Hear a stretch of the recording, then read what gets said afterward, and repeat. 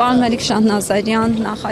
նախաձեռնությունը ինչպես է գնահատում եւ իշխանությունները տեսնելով, որ իսկապես հանրության ճնշող մեծամասնությունը առաքելական եկեղեցու եւ կաթողիկոսի կողքին է, հնարավոր է զերծ մնան այս քայլերից, որը իրականացնում են։ Գիտեք, նման բաների ականատես մենք եղել ենք, երբ որ հանրային ճնշումը ստիպել այս իշխանություններին իդ կանգնել քայլերից կամ գոնե թե ժամանակ ձգել, վերափոխել եւ փորձել այլ մոտեցումներ ցուցաբերել։ Ես ավելի քան համոզված եմ, որ եկեղեցու դեմ այս հարձակումը իսկապես այն կարմիր գծերից է, որը ի վիճակի է հանրությանը ոտքի հանել եւ հերթական անգամ ստիպել դավաճան իշխանություններին հետ կանգնել ազգային արժեքների, մեր հավատքի, մեր եկեղեցու դեմ հարձակումներից։ Կարծում եմ, որ նույնիսկ այս պահը, մենք տեսանք, որ ընդամենը փոքրիկ կայծ Վանեցյանի կոչը եւ միանգամից բոլոր մարդիկ միացան, այսինքն երևում է, որ ժողովուրդը պատրաստ է կազմակերպելու խնդիր կա։ Լիահույս եմ, որ մեր էլիտաները ընդդիմությունը ճիշտ կգնահատեն պահի իրավիճակը եւ այո, իհարկե սա հիմա մենք եկեղեցու կողքին ենք, բայց մեծ հաշվով եկեղեցին էլ այս իրավիճակում է հայտնվել, որովհետեւ պետության ղեկը անցել է դավաճանների ձեռքի եւ նրանք կռիվ են տալիս ամեն հայկականի դեմ, ամեն այն երևույթների դեմ, որոնք մեր միասնությունը, մեր ազգի ուժը կամ ապագա պոտենցիալը վերականգնելու հնարավորություն են տալիս։ Այսինքն սա առանձին եկեղեցու վերցած հարցը չի խորքի մեջ։ Խորքի մեջ մեր դիմադրականությունը կոտրելու քաղաքականությունն է եւ Փաշինյանը այսպես հերթով խնդիրները լուծելով հասել է սրբության սրբոցին։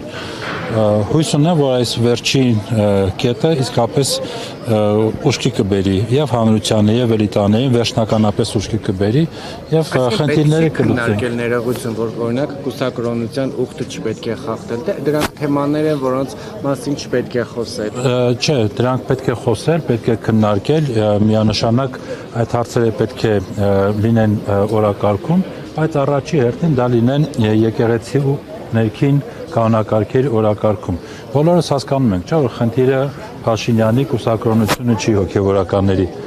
Ինչ որ պատճառներ, առիթներ է հորինում եւ դրանցով փորձում է հարվածներ հասնել։ Այսինքն փնտրում է թույլ կետեր եւ հարվածներ է փորձում հասնել։ Հիմա կուսակրոնության հետ կապված ես անկեղծ եմ ասում, մեր երկրի արժեք եւ եկեղեցու արժեք կանգնած խնդիրների թերևս 100-րդ կամ 1000-րդ շարքում պետք է լինի դա։ Ինձ համար ավելի կարեւոր է հասկանալ, թե ինչպես օրինակ մեր եկեղեցին տեր կանգնում իր հոտին, որը իր ժողովրդին, որը անընդհատ մշտական, տեղեկատվական, քարոզչական, ֆիզիկական ահաբեկչության տակ է գտնվում։ Նաև կառույցների, իրավապահ կառույցների բանն է, որ ըստ էության Նիկոլ Փաշինյանին հավաքագրել եւ տվյալներ են տրամադրել, ինչի մասին ինքը ակնարկեց, ասեց։ Ես չգիտեմ տրամադրել են թե չեն տրամադրել։ Կաթողիկոսի Գիտեք, ժամանակին էլի տենց անհերքելի փաստերի մասին էր խոսում, վերջում Հրայր Թոմասյանի նվիրած գրիչը ցույց տվեց։ Այսինքն ինձ համար ակնհայտ է, որ կա շանտաժի էլեմենտ։ Բացի դրանից, շատ տեսականորեն, եթե որևէ հոգևորական ինչ-որ բան խախտել է եւ այլն, հասկանալի է, որ նրանք էլ մարդիկ են, կարող են մեղքի զգացողություն են, ապաշխարեն եւ այլն եւ այլն։ Նորից եմ ասում, մենք հիմա որպես հանրություն, որպես ժողովուրդ կանգնած չենք այդ խնդիրների առջև։ Շատ ավելի լուրջ կենսական խնդիրներ կան մեր երկրի, մեր ժողովրդի առջև դրված, դրա համար ավելի քան համոզված եմ, որ այո, բարոյական հարցերը,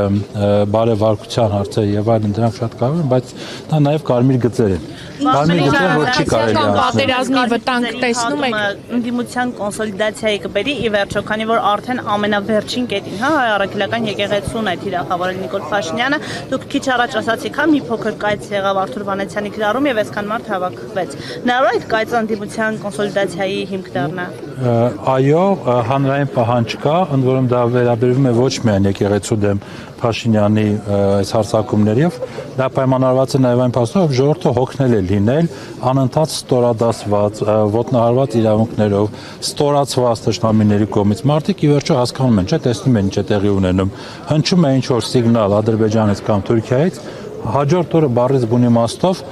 դա վերցվում է այստեղ իշխանությունների կողմից եւ սկսում է զարգացել եւ գրոհներ տարվել այդ ուղղությամբ։ Այսինքն մեկ պատահականություն, երկու պատահականություն, բայց ի վերջո արդեն պարզ է, որ կա ձեռագիր։ Այսինքն մենք տեսնում ենք հետեւողականություն այս ամենի մեջ եւ ժողովուրդը այդ ստորացված վիճակից իսկապես չի կարողանում այդպես շարունակել ապրել։ Բավական է դուրս գա փողոցներ եւ տեսնել, այո, կա հակակրանք տարբեր քաղաքական ուժերի նկատմամբ, ընդդիմության նկատմամբ եւ այլն չենք թաքցնում դա, բայց նաեւ այս իրավիճակը, որ Ադրբեջանից եւ Թուրքիայից է մեզ վարկագիծ թելադրվում, սահմանադրություն փոխել, չգիտեմ, այսպես կոչված սահմանազատման գործընթաց իրականացնել, եկեղեցու դեմ հարձակվել, կրթական ծրագրեր փոխել եւ այլն եւ այլն եւ այլն։ Այս ամեն ինչը ի վերջո բերում է նա մարդիկ հասկանում են, որ կառավարվում են Ալիևի եւ Էրդողանի կողմից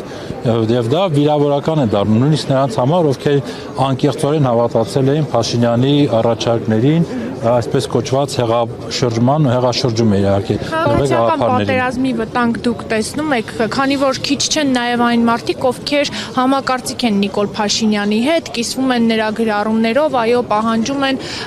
որ կուսակրոնության ուխտը խախտած հոգևորականները պետք է լքեն վեհարանը։ Չեմ տեսնում քաղաքացիական պատերազմի վտանգ, որովհետև տեսնում եմ, որ այո,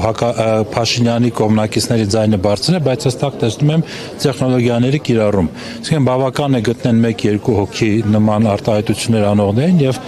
բոլոր պետական քարոզչամեքենան լծվում է դրանց ձայնը բարձրացնելու եւ ցույց տալու իբրև թե նրանք մեծամասնություն են կազմում։ Իրականում այդ մեծամասնությունը չկա,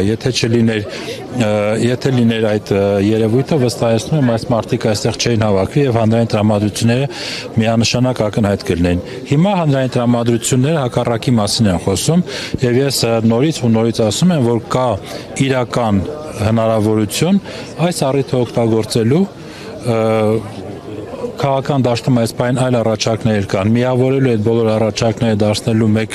պոտենցիալ, եւ հարցին վերջնական լուծում տալու։ Ընդամենը մեկ բան է պետք, որ ընդդիմության առաջնորդները կարողանան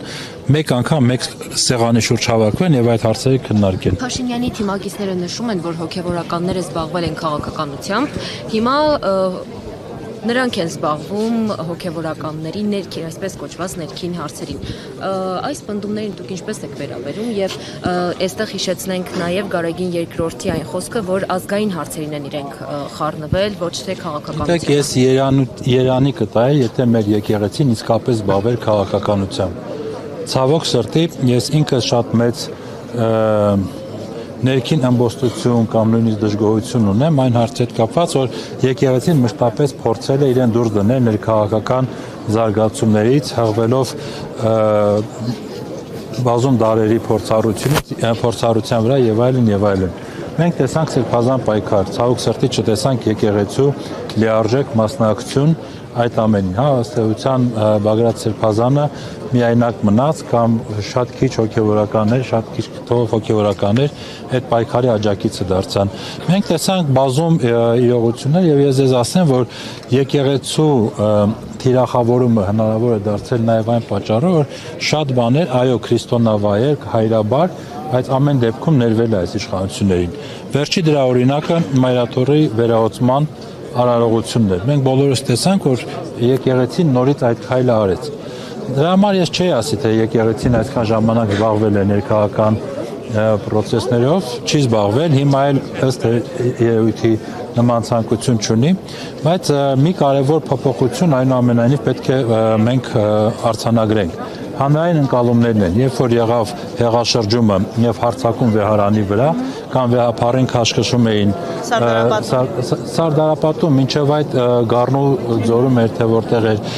այո, ճանապարհը փակվել էր, այն ժամանակ մեր ժողովուրդը չէր պայքարում իր արժեքների համար։ Ինքը տարված էր այլ գաղափարներով, խաբված էր այս իշխանությունների կողմից։ Այսօր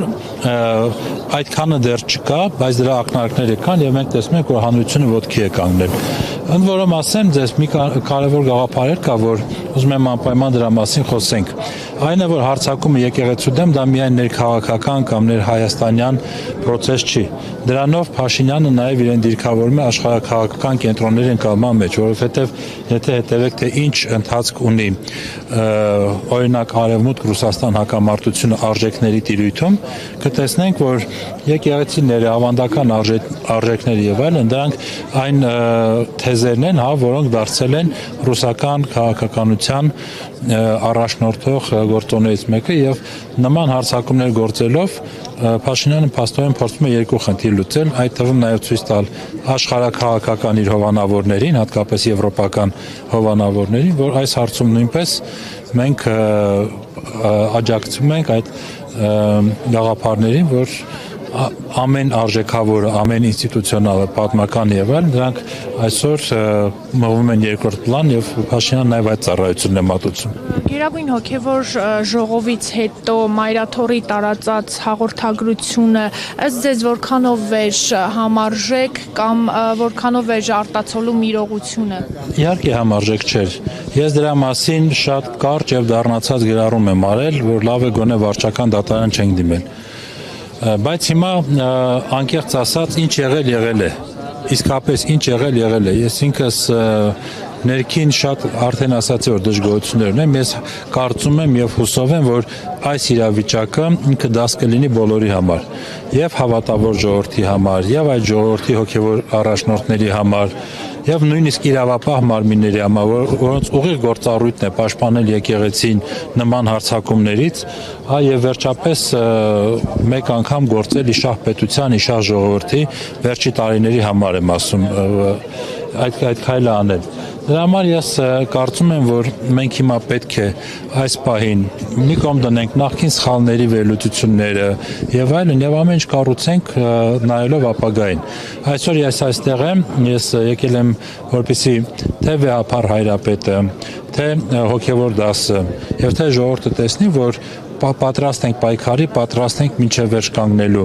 մեր եկեղեցու, մեր հոգևոր առաջնորդների կողքին եւ թույլ չտալու, որպեսզի այդ վերջին, այսպես ասած, մեր հանգրվանը, մեր ինքնության կամ ապագայի հենքված այդ վերջին հանգրվանը ինքը կայուն մնա, ապագայում հույս ներշնչելով, հույս տալով վերականգնվելու։ Շնորհակալություն։